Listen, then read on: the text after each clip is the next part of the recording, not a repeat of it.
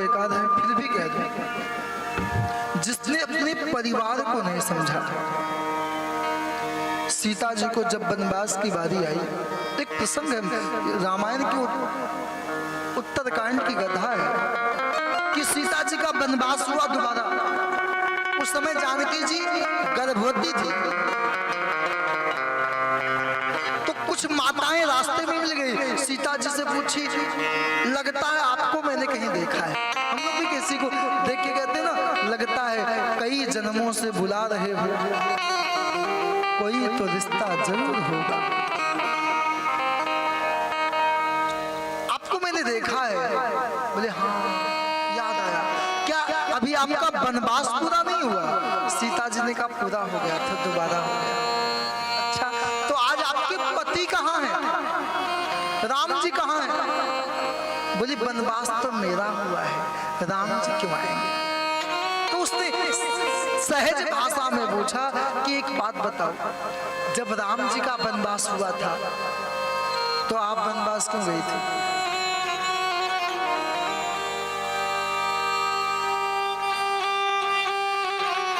तो उसने कहा एक बात बताओ, राम एक अच्छे नेता हो सकते हैं, लेकिन राम एक अच्छे पति नहीं है। सीता जी ने कहा मैं अपने पति की बुराई नहीं सुन सकती हूँ। कहा चलो वाल्मीकि ऋषि के पास, वाल्मीकि जी के पास गए। पूछा एक बात बताइए, राम जी राजा अच्छा हो सकते हैं हाँ, लेकिन क्या पति अच्छे हो पाए? जब राम जी का वनवास हुआ तो सीता जी साथ में गई, और सीता जी का वनवास हुआ तो राम जी क्यों नहीं आए? वाल्मीकि जी ने कहा राम चाहे रावण हो, बलि चाहे बावन, जब जब राम सीता की बात होगी ना, तो कोई राम सीता कोई ना कहेंगे, सब सीताराम सीताराम सीताराम।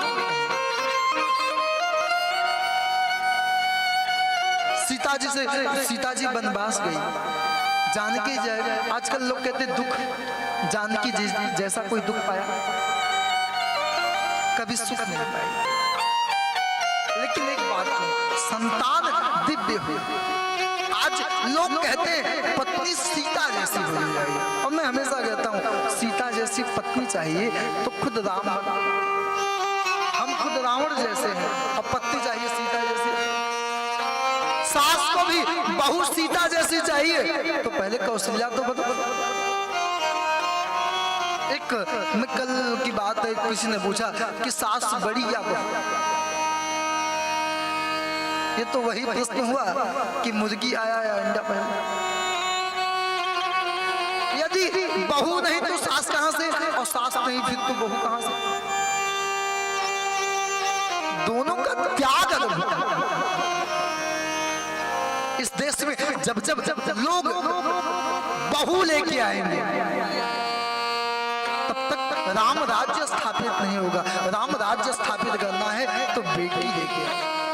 हम बहू लेके आते तो कहते हैं हमको कुछ दिया ही नहीं, और जिस दिन बेटी लेके आएंगे ना उस दिन कोई इच्छा ही नहीं होगी मांगने की। शिव जी को दहेज मिला है, दाइज दियो बहुभाग। रामायण में पढ़िएगा, पार्वती कैलाश में विवाह के लिए गई, इतना दहेज दिया है। भोले बाबा ने क्या किया, जितने नौकर चाकर दास थे सबको दे दिया, ले जाओ। क्यों? मैं हमेशा कथा में कहता हूँ, मैंने बचपन में एक बात पढ़ी थी। एक पिता बड़ा बुद्धिमान था, उसने बेटी की सगाई के लिए दूल्हे को खोजने के लिए निकला। एक घर में गया तो घर वालों ने कहा कि कार चाहिए, गाड़ी चाहिए, गाड़ी को बारात लेके आ जाना। दूसरे के घर में गया, बेटी है, कहा आपको क्या चाहिए? उसने कहा मुझे बेटी चाहिए, आप भी बारात लेके आ जाना। मंडप भी दो लगे, बेटी एक थी, दोनों दूल्हे आए।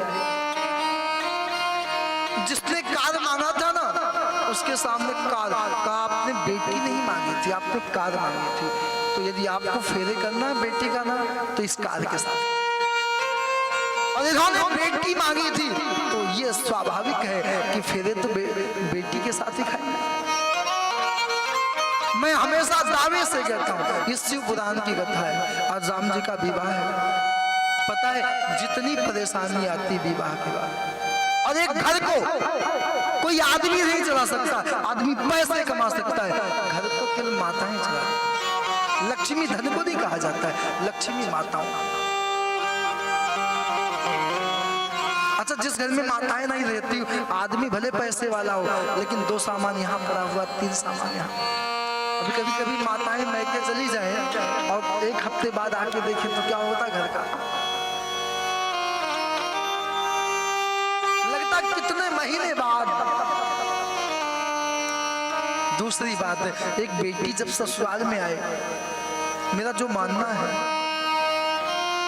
वो अपना पिता का घर मान के आए। मेरे पिता का घर जैसा भी है मेरा है।